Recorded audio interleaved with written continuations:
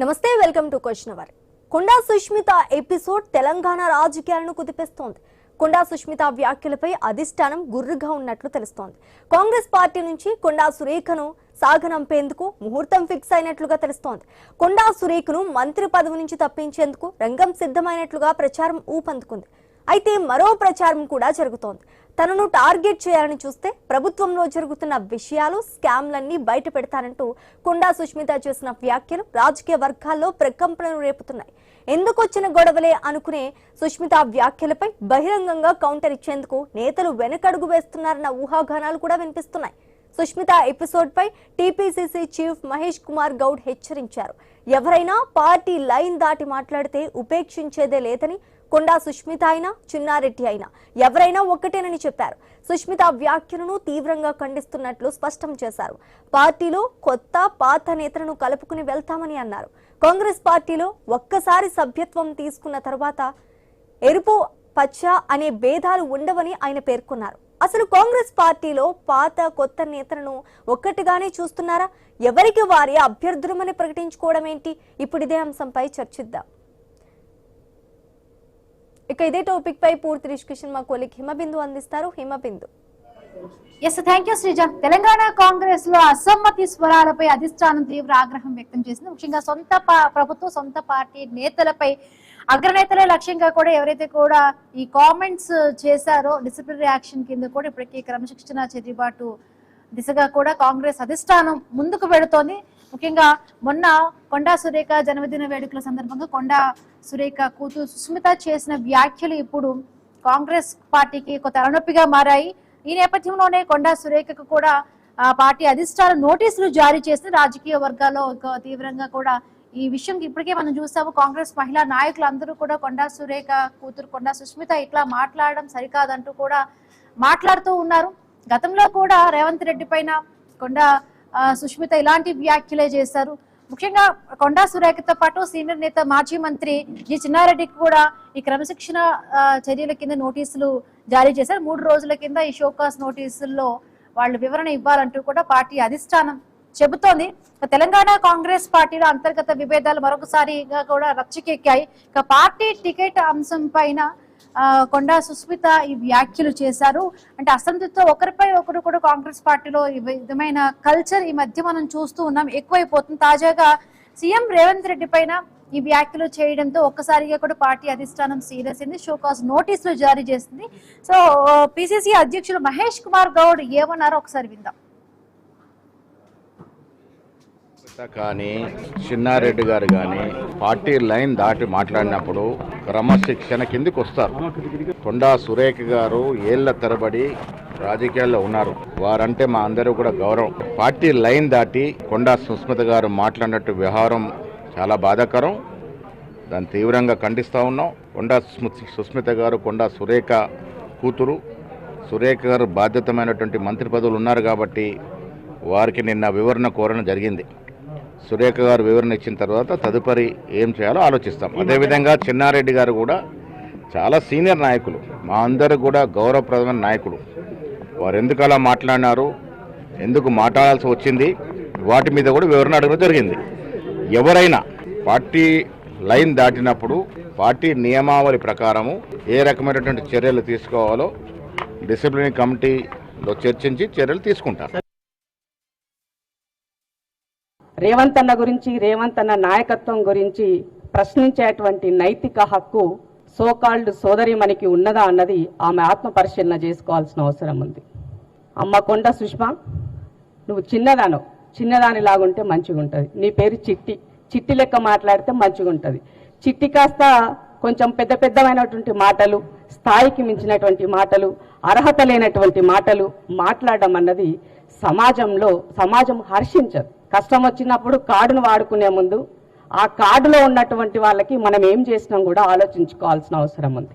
మీరు వరంగల్ నియోజకవర్గంలో అక్క బర్త్డే అనే సంతోషం కూడా ఉండకుండా పిల్లలు ఎప్పుడు కూడా తల్లిదండ్రులకి పేరు తెచ్చే విధంగా, వన్నె తెచ్చే విధంగా మెదులుకోవాల్సిన అవసరం ఉంది. అది వదిలేసి నీ వల్ల ఇవాళ సురేఖక్క ఇబ్బంది పడే పరిస్థితి, ఇవాళ క్షమాపణలు కోరే పరిస్థితి, సంజాయిషించుకునే పరిస్థితికి వస్తే మరి నువ్వు ఎట్లా ప్రజానాయకురాలు అవుతావు, ఎట్లా తల్లికి దడ్డ బిడ్డవైతావు ఆత్మ పరిశీలన చేసుకోవాల్సిన అవసరం.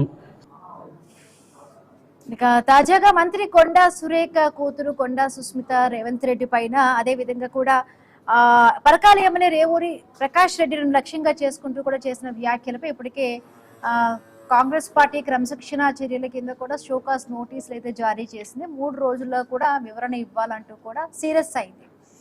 ఒక్కొక్కరు కూడా మాట్లాడుతూ ఉన్నారు, ఇలా మాట్లాడడం తగ్గదంటూ కూడా అంటున్నారు. సో మొన్న అంటే బుధవారం నిన్న పరకాలలో కూడా కొండా సురేఖ బర్త్డే సందర్భంగా కూడా కొండా సుష్మిత చేసిన వ్యాఖ్యలు ఇప్పుడు చాలా వివాదాస్పదమయ్యాయి. రేవంత్ రెడ్డిని టార్గెట్ చేస్తూ కూడా ఈ కామెంట్స్ చేశారు. అంటే పరకాల అభ్యర్థిని ఎట్లా అంటే రేవూరుని ఎలా ప్రకటిస్తారంటూ కూడా రేవంత్ అంటే పిసిసి అయ్యేందుకు కూడా కొండా దంపతులు అంటే మా పేరెంట్స్ యొక్క సపోర్ట్ చాలా వరకు కూడా నిలిచింది. కొండా మురళి అంటే వాళ్ళ ఫాదర్ కి కూడా ఎమ్మెల్సీ పదవి ఇస్తానన్నారు, బట్ అప్పుడు కూడా మాట తప్పారు, నిలబెట్టుకోలేదు. బట్ 2 సంవత్సరాలు ఇంకా ఎలక్షన్స్ ఉన్నా బట్ ఇప్పుడే అభ్యర్థిని ఎలా ప్రకటిస్తారు, 20 ఏళ్ల పాటు నేనే ఎమ్మెల్యేగా కొనసాగుతానంటూ కూడా సుష్మిత చేసిన వ్యాఖ్యలు ఇప్పుడు వివాదాస్పదం అవుతున్నాయి. గతంలో కూడా తను ఇలాంటి మాటలే మాట్లాడారు, అంటే ప్రభుత్వానికి ఇబ్బంది పెట్టే విధంగా కూడా మాట్లాడిన మాటలు గతంలో కూడా సారీ చెప్పారు. మళ్ళీ ఇప్పుడు అలాంటి వివాదాస్పదమైన కామెంట్స్ చేయడం, ముఖ్యంగా ఇంకొక మాట కూడా అన్నారు, అంటే తన మద్దతు లేకుండా పరకాలలో ఎవరు గెలవలేరని సీఎం రేవంత్ రెడ్డి ప్రచారం చేసినా కూడా రేవూరుని గెలిపించలేరంటూ కూడా ఆవిడ కామెంట్స్ చేయడం జరిగింది. పరకాలకు తానే కాబోయే ఎమ్మెల్యేనంటే 20 ఏళ్ల పాటు తానే ఎమ్మెల్యేగా ఉంటానంటూ కూడా చెప్పుకొచ్చారు. సో తనకేం భయం లేదు, బట్ రేవంత్ సోదరులు రాష్ట్రాన్ని దోచుకుంటున్నారు, 200 కోట్లు కొట్టేసేందుకు స్కెచ్ కూడా వేశారంటూ కూడా ఎలాంటి ప్రభుత్వం పైన ప్రభుత్వంలో ఉన్న మంత్రికి సంబంధించిన కుటుంబ సభ్యులే ఇప్పుడు ఇలా మాట్లాడడం వివాదాస్పదం అవుతోంది. ఇంకొకటి దానికి కౌంటర్ ఇస్తే అందరి విషయాలు బయటపడతారంటూ కూడా హెచ్చరించారు. బట్ ఈ విషయాన్ని చాలా సీరియస్ గా కూడా కాంగ్రెస్ పార్టీ పరిగణించింది. పార్టీ లైన్ దాటి క్రమశిక్షణ లేకుండా ఇలా మాట్లాడితే చర్యలు తీసుకుంటామంటూ కూడా హెచ్చరిస్తున్న పరిస్థితి. రైట్, మాట్లాడతాం. బీఆర్ఎస్ నుంచి గారేపల్లి సతీష్ మనతో పాటు జాయిన్ అయ్యారు. నమస్తే అండి. నమస్తే అండి. ఎట్లా చూస్తున్నారు కొండా సుష్మిత వ్యాఖ్యల్ని? గతంలో కూడా ఇలాంటి కామెంట్స్ చేస్తారు, బట్ రీసెంట్ గా కొండా సురేఖ గారి బర్త్డే సందర్భంగా కూడా ఆవిడ వివాదాస్పదమైన కామెంట్స్ చేశారు. ప్రభుత్వంలో జరుగుతున్న విషయాల్ని బయట పెడతానంటూ సుష్మిత చేసిన హెచ్చరిక నిజంగానే కూడా ఏదైనా ప్రభుత్వంలో జరుగుతోందా, ఏదో చెప్పే ప్రయత్నంగానే ఆ విధంగా ఉందా? ఇంకొకటి తనను టార్గెట్ చేస్తే మిగతా విషయాలన్నీ కూడా బయట పెడతానంటూ కూడా అంటున్నారు. బట్ ఈ కొండా సుష్మిత వ్యాఖ్యల వెనుక కొండా దంపతులు ఏవైనా ఉండి అట్లా వ్యూహాత్మకంగా ఏమైనా మాట్లాడించే ప్రయత్నం చేశారా? ఎట్లా అర్థం చేసుకోవాలి?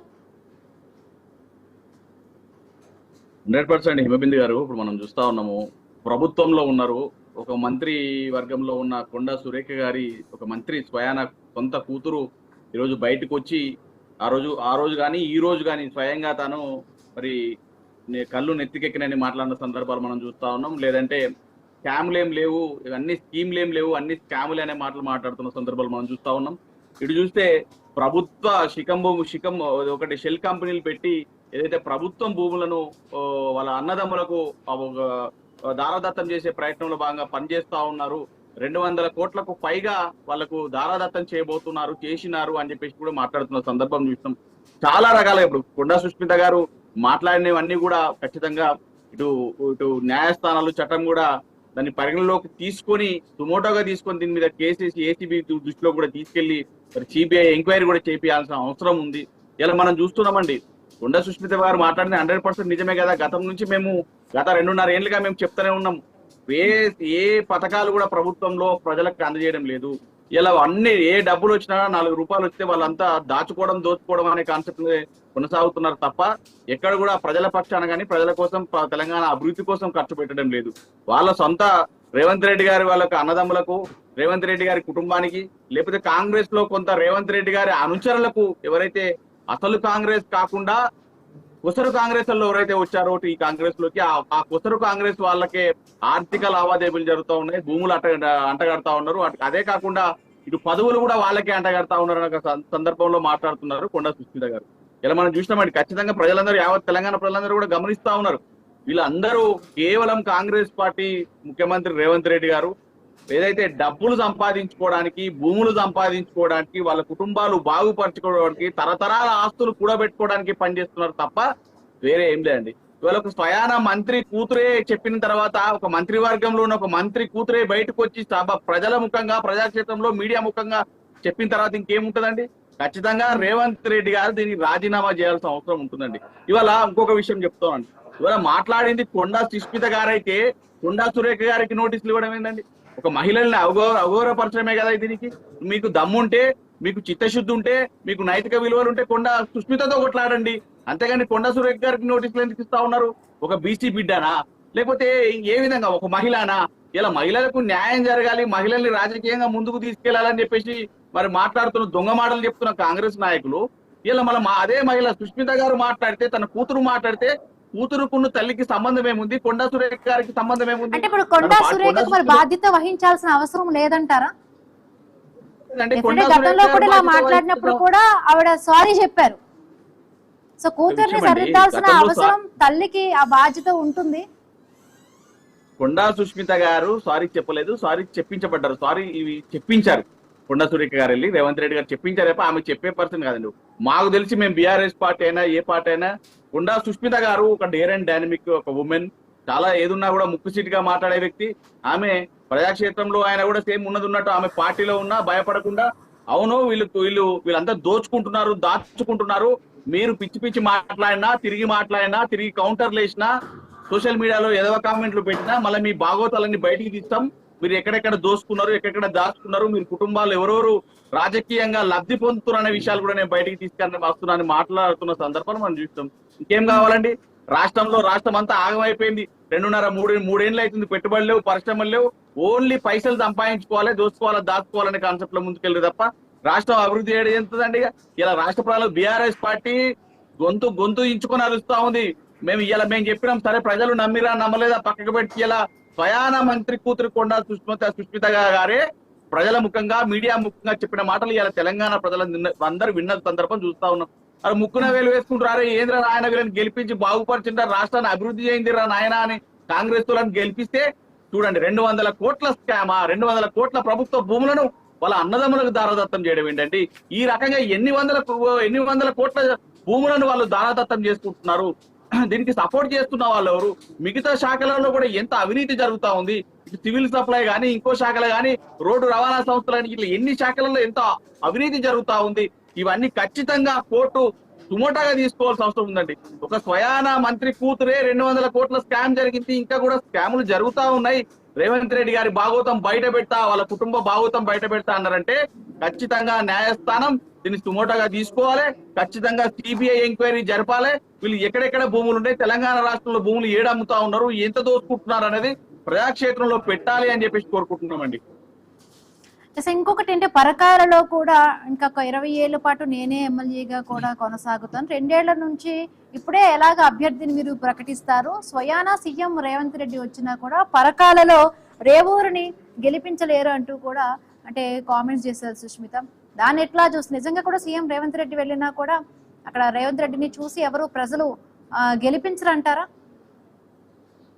వీళ్ళు కల్లిపల్లి మాటలు చెప్పి, దొంగ మాటలు చెప్పి ప్రజల్ని మోసం చేసి వాళ్ళ గద్దెనెక్కారు. 2.5-3 ఏళ్ళు అవుతా ఉంది, దాదాపు 3 ఏళ్ళకి దగ్గరకు వచ్చింది. ఇప్పటి వరకు వాళ్ళు చెప్పిన ప్రభుత్వంలో పెట్టిన హామీలు ఏవైతే వాళ్ళు పార్టీ పెట్టిన హామీలు ఏవి కూడా ప్రజలకు అందించి చేసిన పరిస్థితి లేదు. వీళ్ళు ఖచ్చితంగా నెక్స్ట్ వచ్చేది కేసీఆర్ గారి ప్రభుత్వం, బీఆర్ఎస్ పార్టీ అని ప్రజలందరూ కూడా తెలుసు. అందరూ బయట కూడా చర్చిస్తున్న సందర్భం కూడా మనం చూస్తా ఉన్నాం. ఇవాళ రేవూరి గారి పరకాలలో కాదండి, యావత్ తెలంగాణ మొత్తంలో కూడా ప్రతి ఒక్కరు, ప్రతి నియోజకవర్గంలో కాంగ్రెస్ పార్టీని మనం అనవసరంగా గెలిపించుకున్నాం. ఇవాళ వాళ్ళు మనల్ని చాలా ఇబ్బంది పెట్టే వాతావరణం ఉంది. రైతాంగం అంతా రోడ్డున పడుతుంది, నిరుద్యోగులంతా రోడ్ల పడతా ఉన్నారు, ఉద్యోగాలు లేవు, పరిశ్రమలు లేవు, పెట్టుబడులు లేవు. ఏ వర్గం చూసినా కూడా చేనేత అన్నలు ఊరేసుకొని చచ్చిపోతా ఉన్నారు, గురుకులాల్లో పిల్లలు చనిపోతా ఉన్నారు. నాణ్యమైన విద్య లేదు, నాణ్యమైన వైద్యం లేదు, నాణ్యమైన ఫుడ్ లేదు గురుకులాల పిల్లలకు. ఏ వర్గం చూసినా ఇబ్బంది పడతా ఉన్నారన్న పరిస్థితి, మాట్లాడుకుంటున్న పరిస్థితి మనం చూస్తా ఉన్నాం. దానికి ఇవాళ కొండా సుష్మిత గారు మరి రాజముద్ర వేసినట్టు, అవును మేమేం చేయట్లేదు, కాంగ్రెస్ పార్టీ ఏం చేయట్లేదు, రేవంత్ రెడ్డి గారు కేవలం భూముల మీద కన్నేసి భూములు లాక్కునే ప్రయత్నం చేస్తా ఉన్నాడు, భూములన్నీ దోచుకుంటా ఉన్నాడు, వాళ్ళ కుటుంబానికే దానదత్తం చేస్తున్నారని చెప్పేసి సుష్మిత గారు చెప్పిన పరిస్థితి. పరకాల్లో కాదండి, మొత్తం యావత్ తెలంగాణ మొత్తంలో నెక్స్ట్ వచ్చేది బీఆర్ఎస్ పార్టీ. రేవంత్ రెడ్డి గారు నియోజకవర్గంలో తన సుష్మిత గారు చెప్పారు కదా, తన 3 అంతస్తుల బంగ్లా ఉంది నేను ఇస్తా అని చెప్పి. 3 అంతస్తుల బంగ్లా కాదు, 30 అంతస్తుల బంగ్లా ఇచ్చినా కూడా ఆయన రాష్ట్రంలో ఒక నియోజకవర్గాన్ని కూడా గెలిపించుకునే పరిస్థితి ఉండదు. రేవంత్ రెడ్డి గారిని నమ్మే పరిస్థితి తెలంగాణ ప్రజలు లేరు. ఆల్రెడీ ఒకసారి మోసపోయినాం, మోసపడతా ఉన్నాం, మళ్ళా మోసపోయే పరిస్థితి లేదని చెప్పి తెలంగాణ సమాజం మొత్తం చాలా నిష్పక్షపాతంగా అందరికీ చెప్పిన పరిస్థితి, అందరూ మాట్లాడుకుంటున్న పరిస్థితి. ఏ మీడియాలో సతీష్ గారు మనతో ఫోన్ ఇన్ లో కొండా సురేఖకి సన్నిహితులు అలాగే కాంగ్రెస్ నాయకులు మార్కా విజయ్ గారు ఫోన్ ఇన్ లో సిద్ధంగా ఉన్నారు. నమస్తే అండి విజయ్ గారు.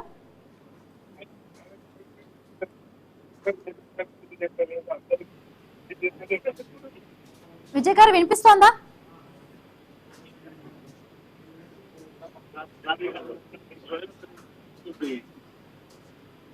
హలో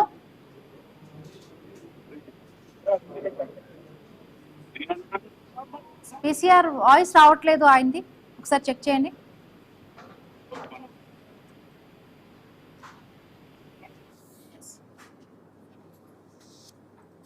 సతీష్ గారు,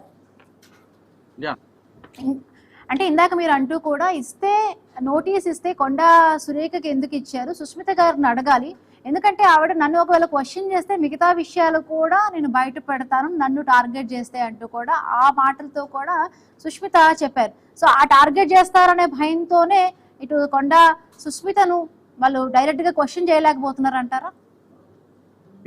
ఇప్పుడు ప్రజలందరికీ తెలిసిపోయిందండి. ఇప్పుడు కొండా సుష్మిత గారిని కదిలిస్తే వీళ్ళ భాగవతాలన్నీ బయటపడతాయి.